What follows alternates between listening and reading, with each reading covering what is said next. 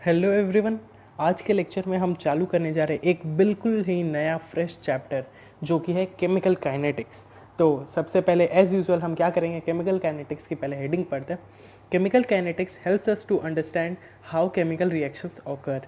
यानी कि इस चैप्टर में हम ओवरऑल समझने जा रहे हैं कि किस तरह से केमिकल रिएक्शंस होती है, उनके वेरियस टर्म्स, उनके वेरियस पॉइंट्स, जैसे कि rate of reaction, rate constant, order of the reaction and many more things.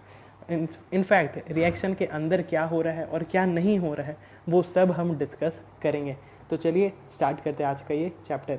Start करते हैं सबसे पहले एनसीईआरटी के फर्स्ट पेज के कुछ इंपॉर्टेंट पॉइंट्स से। तो सबसे पहला पॉइंट क्या है, the feasibility of a chemical reaction which can be predicted by thermodynamics is delta G not less than zero at constant temperature and pressure. ठीक है, इसका मतलब क्या है कि जब भी हमारे पास गिब्स एनर्जी की वैल्यू लेस देन जीरो होगी यानी कि नेगेटिव होगी, तभी हमारे पास कोई भी केमिकल रिएक्शन जो है वो फिजिबल होता है। सेकंड क्या है, extent of which reaction will proceed can be determined by chemical equilibrium. जैसे कि हम जानते हैं बहुत सारे रिएक्शन जो कि इक्विलिब्रियम पे होते हैं, यानी कि उस ऐसे रिएक्शन जिसमें प्रोडक्ट्स पूरी तरह रिएक्टेंट जो है पूरी तरह प्रोडक्ट में कन्वर्ट नहीं हो पाते, उन रिएक्शंस में वो रिएक्शन जो होते हैं किसी एक पर्टिकुलर पॉइंट पे जाके रुक जाते हैं, एक पर्टिकुलर कंसंट्रेशन ऑफ प्रोडक्ट या फिर रिएक्टेंट पे वो जाके रुक जाते हैं। तो उसके बारे में हम केमिकल काइनेटिक्स में पढ़ने जा रहे हैं। और थर्ड पॉइंट क्या है, speed of a reaction that is time taken for a reaction to reach equilibrium. यानी कि कितना टाइम लगेगा किसी भी रिएक्शन को इक्विलिब्रियम पे रीच करने में या फिर उसके एंड पॉइंट पे पहुंचने के लिए। यानी कि देखा जाए तो ये रेट ऑफ रिएक्शन की बात कर रहा है। तो बिना देरी किए चलिए स्टार्ट करते हैं। तो जैसा कि अभी अभी आपने देखा कि हमारी सारी चीज़ें लगभग रेट ऑफ रिएक्शन पे आके रुक जाती है। तो सबसे पहले डिफाइन कर लेते हैं रेट ऑफ रिएक्शन। तो रेट ऑफ रिएक्शन क्या है, change in concentration of reactant और product per unit time is called rate of reaction. Its SI unit is mole per second. इसका मतलब चेंज इन कंसंट्रेशन, यानी कि जैसे ये रिएक्शन हो रही है A plus B give C plus K D. ठीक है, तो उसमें rate of change of reactants या फिर rate of change of products with respect to time, यानी कि rate of change of concentration या फिर change in concentration per unit time is called rate of reaction. ये small A capital B small C and small K जो है हमारे स्टोइचोमेट्रिक coefficients को denote कर रहे हैं, और ये ए कैपिटल बी कैपिटल सी और कैपिटल डी जो है रिएक्टेंट्स एंड प्रोडक्ट्स रिस्पेक्टिवली को डिनोट कर रहे हैं। तो सबसे पहले जो हमारे पास इंपॉर्टेंट चीज़ आती है, फॉर एग्जांपल कि अगर आपके पास इस तरह का रिएक्शन दिया हुआ है A plus B plus C plus K D, ठीक है, जहाँ पे A small B small C और स्मॉल के जो है स्टोइचोमेट्रिक कोएफिशिएंट्स है, और capital A capital B capital C capital D जो है रिएक्टेंट्स या फिर प्रोडक्ट्स को डिनोट कर रहे हैं। ठीक है, तो उसमें जो रेट ऑफ रिएक्शंस होती है वो कुछ इस तरह होती है, क्या, rate D D T of concentration of A. ये जो है डिफरेंशियल इक्वेशन है, आपने मैथ्स में पढ़ा होगा कि डिफरेंशिएशन जब हम करते हैं तो उसे हम डी डी टी यानी rate of change of concentration of A. आप देख सकते हैं ये जो स्क्वायर ब्रैकेट है ये ग्रेटेस्ट इंटीजर फंक्शन को डिनोट नहीं कर रहा है भाई। ये कैपिटल ए का मतलब है कंसंट्रेशन, इस कैपिटल ए का मतलब है बॉक्स में बंद किया हुआ कंसंट्रेशन, यानी कि rate of change of concentration of A, rate of change in concentration of ए। और यहाँ पे हम जब भी रेट ऑफ रिएक्शन लिखेंगे तो उसमें जो इनकी स्टोइचोमेट्रिक कोएफिशिएंट्स है उससे डिवाइड कर देंगे। ठीक है, तो इसी तरह आप देख सकते हैं बी के लिए भी हमने बी का डिवाइड कर दिया है, बी के स्टोइचोमेट्रिक कोएफिशिएंट से डिवाइड कर दिया है, और D D T of B यानी rate of change in concentration of B आप देख सकते हैं। इसी तरह प्रोडक्ट का भी मतलब कुल मिला के जब भी हमें रेट ऑफ रिएक्शन लिखनी होगी तो हम उसके D D T of concentration यानी rate of change of concentration और उसके स्टोइचोमेट्रिक कोएफिशिएंट से डिवाइड कर देंगे। यहाँ पे एक इंपॉर्टेंट चीज़ जो आप देख सकते हैं कि यहाँ पे जब हमने ए और बी के लिए लिखा तो उसमें माइनस साइन लगाया था, लेकिन जब हम प्रोडक्ट के लिए लिख रहे थे रेट ऑफ रिएक्शन तो उसमें प्लस साइन ही था। क्यों ऐसा? क्योंकि हमारे पास आप जानते हैं कि जैसे जैसे रिएक्शन फॉरवर्ड प्रोसीड करेगी वैसे वैसे कंसंट्रेशन ऑफ ए जो है वो डिक्रीज होते जाएगा, कंसंट्रेशन ऑफ ए जो है डिक्रीज होते जाएगा। तो हमारे पास final concentration minus initial concentration जब करेंगे, जब हम D D T of a लिख रहे हैं यानी कि final concentration minus initial concentration यहाँ पे रखेंगे, तो फाइनल कंसंट्रेशन जो है कम होगा इनिशियल कंसंट्रेशन से। क्यों? क्योंकि रिएक्टेंट जो है कंटिन्यूअसली खत्म होते जा रहा है, इसलिए डी डी टी ऑफ ए जो है हमारे पास ऑलरेडी नेगेटिव होगा। तो अगर हम सिर्फ इसे नॉर्मली बिना माइनस साइन के रखेंगे तो हमारे पास जो रेट ऑफ रिएक्शन है वो नेगेटिव आ जाएगा। और आप जानते हैं कि अगर कोई रिएक्शन फॉरवर्ड प्रोसीड कर रहा है तो हम उसके लिए रेट ऑफ रिएक्शन जो है नेगेटिव नहीं रख सकते, इसलिए हम रिएक्टेंट के लिए जब भी लिखेंगे तो उसके साथ माइनस लगा देंगे, लेकिन प्रोडक्ट के साथ हमेशा प्लस रखेंगे। आई होप कि आपको समझ आया होगा। तो रेट ऑफ रिएक्शन हमें जब भी लिखना है तो D D T of concentration और उसके स्टोइचोमेट्रिक कोएफिशिएंट से डिवाइड, अगर वो रिएक्टेंट है तो उसके साथ नेगेटिव साइन एक एडिशनल लग जाएगा, वरना वो प्लस में ही रह जाएगा। अब जब हम रिएक्शंस और रेट ऑफ रिएक्शन की बात कर रहे हैं तो types of rate of reaction, हाँ रिएक्शन के रेट की टाइप्स को भी डिस्कस कर लेते हैं। तो वो दो तरह के होते हैं, एक एवरेज रेट, एक इंस्टेंटेनियस रेट। तो सबसे पहले देखते हैं एवरेज रेट। सबसे पहले हम एक ग्राफ बनाते हैं, किसका, कंसंट्रेशन ऑफ रिएक्टेंट को वाई एक्सिस पे रखे, कंसंट्रेशन ऑफ रिएक्टेंट को वाई एक्सिस पे रखे और टाइम को एक्स एक्सिस पे रखे। तो आप देख सकते हैं जैसे जैसे टाइम जो है आगे बढ़ रहा है वैसे वैसे कंसंट्रेशन ऑफ रिएक्टेंट जो है डिक्रीज होती जा रही है। ठीक है, अब हम क्या करेंगे, दो पॉइंट्स कंसिडर करते हैं, दो इंस्टेंट कंसिडर करते हैं, जिस जो है T1 और T2, यानी दो टाइम हम ले रहे हैं, दो पॉइंट ऑफ रिएक्शन ले रहे हैं, 2 पॉइंट्स ऑफ रिएक्शंस जो कि टाइम T1 और टाइम T2 पे हम ले रहे हैं। और टाइम T1 पे इसकी जो कंसंट्रेशन थी वो C2 थी और टाइम T2 पे इसकी कंसंट्रेशन कितनी है, C1। सॉरी, इसे थोड़ा सा चेंज कर लीजिए, ये T2 और इसे T1 कर लेते हैं।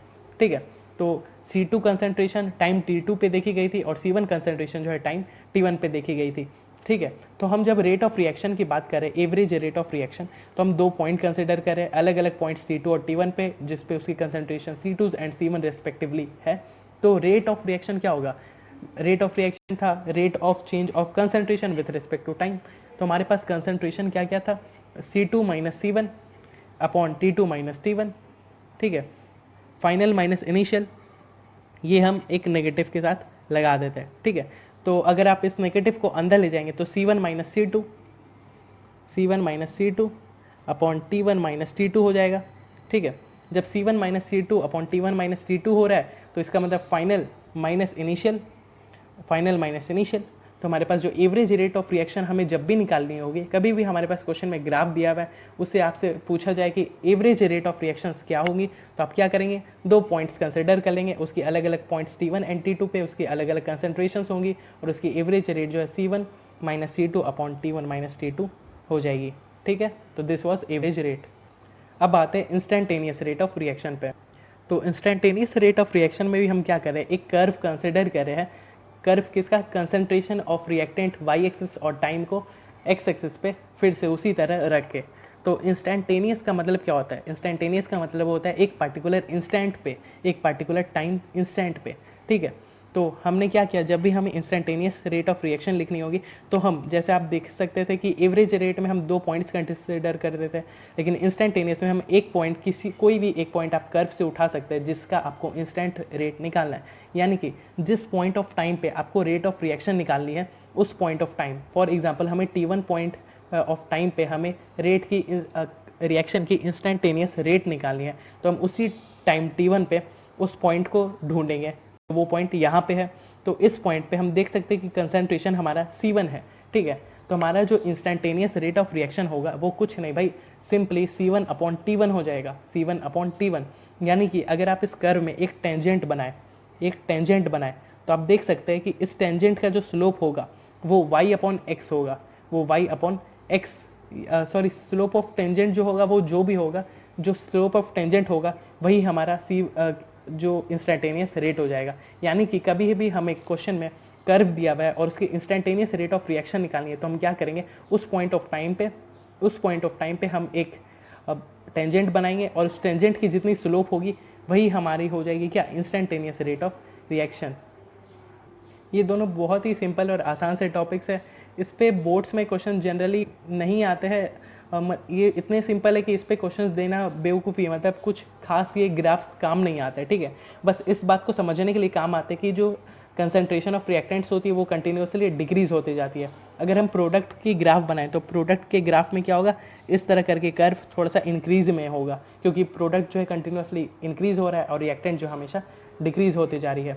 ठीक है, अब यहाँ पे आता है हमारा एक छोटा सा नोट। क्या है वो note, formula of rate is applicable only in terms of concentration only but not in terms of mass. इसका मतलब क्या है, हमने जो ये रेट का फॉर्मूला देखा था, रेट ऑफ रिएक्शन के लिए जो ये एक्सप्रेशन देखा था, वो सिर्फ कंसंट्रेशन के टर्म्स में ही वैलिड है।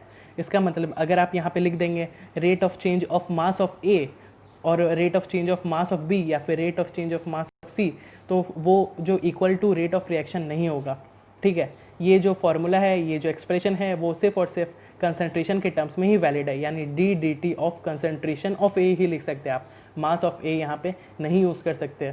ठीक है, ये गलती बहुत बार बच्चे कर देते हैं और डायरेक्ट इसे आंसर ले आते हैं, जो कि बिल्कुल भी गलत है। तो आप इस बात को ध्यान रखिएगा। तो ये था हमारा छोटू सा इंपॉर्टेंट नोट। अब आता है हमारा क्वेश्चन। आप जैसे कि जानते हैं, मैं बार बार कहता हूँ कि कोई भी थ्योरी कोई काम का नहीं जब तक हम उसके एप्लीकेशंस और क्वेश्चंस ना करें। तो सबसे पहला क्वेश्चन है, देखिए हमारे पास आप इस रिएक्शन में यहाँ पे गिवन है क्वेश्चन में, आप देख सकते हैं ये अमोनिया के डिसोसिएशन को दिखा रहा है N2 और H2 में। इसे बैलेंस करके आपको दिया गया है। ठीक है, rate of disappearance of ammonia is 1 milligram पर second, find the rate of formation of H2। आप याद रखिए, अगर आपको क्वेश्चन में कभी बैलेंस करके नहीं दिया हुआ है तो आप चेक करके हमेशा उसे पहले बैलेंस कर ले, उसके बाद ही क्वेश्चन में आगे प्रोसीड करें। तो हमारे पास क्या गिवन है, rate of disappearance of ammonia is 1 milligram पर सेकेंड। इसका मतलब हमारे पास rate of disappearance of ammonia है, यानी कि हमारे पास d D T of ammonia यानी rate of disappearance of ammonia, यहाँ पे एक आपके पास माइनस साइन भी लगेगा। ठीक है, क्योंकि ये डिसअपियर हो रहा है, लेकिन क्वेश्चन में लिख दिया कि डिसअपियर हो रहा है, इसलिए आप यहाँ पे प्लस ही रखिए। अगर आपको लिखा हुआ आता कि rate of appearance of ammonia तो वो नेगेटिव में होता। ठीक है, तो D D T of ammonia आपके पास 1 मिलीग्राम पर सेकेंड दिया हुआ है। ठीक है, आपसे बोला गया है कि हमें rate of formation of H2 निकालना है। अपने रेट लॉ से ये पढ़ा था, क्या पढ़ा था कि rate equals to -12 into D D T of ammonia equals to D D T of N2 equals to 1/3 into D D T of H2। ठीक है, इस एक्सप्रेशन से हमने क्या किया है, इसके स्टोइचियोमेट्रिक कोएफिशिएंट्स को डिवाइड कर दिया और इसे रेट का जो हमने एक्सप्रेशन देखा था उसमें इसे लिख दिया। अब आप देख सकते हैं कि हमारे पास d D T of ammonia यहाँ पे गिवन है, यानी कि हमारे पास ये वाला जो चीज़ है वो गिवन है। और हमसे क्या पूछा है, find the rate of formation of H2, यानी कि हमसे D D T of H2 हमसे यहाँ पे पूछा गया है और हमारे पास ये गिवन है। तो हम क्या करते हैं, हमारे पास यहाँ पे रेट का तो कोई काम ही नहीं है, हम सीधा अगर आप देख सकते हैं कि ये इसके इक्वल है, ये इसके इक्वल है और ये इसके इक्वल है, यानी कि दिस इक्वल्स टू दिस होगा। ठीक है, यानी इससे आप लिख सकते हैं कि 1-1/2 into D D T of ammonia equals to 1/3 into D D T of H2। तो आप यहाँ से लिख सकते हैं कि 3/2 इंटू डी डी टी, 3 को हम यहाँ ले आए। ठीक है, तो D D T of NH3 आपको यहाँ देख सकते हैं 1 मिलीग्राम पर सेकेंड है, तो ये हो गया 1 मिलीग्राम पर second equals to D D T of H2। ठीक है, आपको क्या निकालना था, rate of formation of H2 यानी d D T of H2। तो हमारे पास ये कितना आ गया, 3/2 यानी कि 1.5 मिलीग्राम पर सेकेंड, ये आ गया हमारे पास rate of formation of H2। तो देखा आपने, आसान सा क्वेश्चन था ना, लेकिन ये आसान सा क्वेश्चन इंपॉर्टेंट भी है।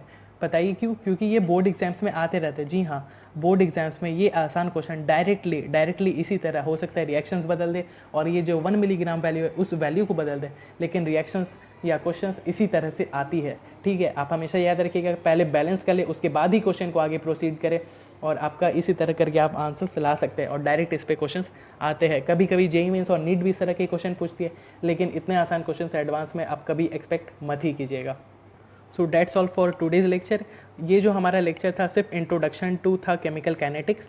नेक्स्ट लेक्चर से हम करने जा रहे हैं कुछ rate constant, order of reaction, rate law और भी बहुत सारे टर्म्स जिनके ऊपर boards, NEET, mains and advance तक भी बहुत बार डायरेक्टली उस पॉइंट पे, उस चीज़ पे बेस्ड क्वेश्चंस डायरेक्टली कभी कभी पूछ देते हैं और करेंगे उस पर किस तरह के क्वेश्चंस हमारे पास आते हैं। ठीक है, so that's all for today, thanks for having patience.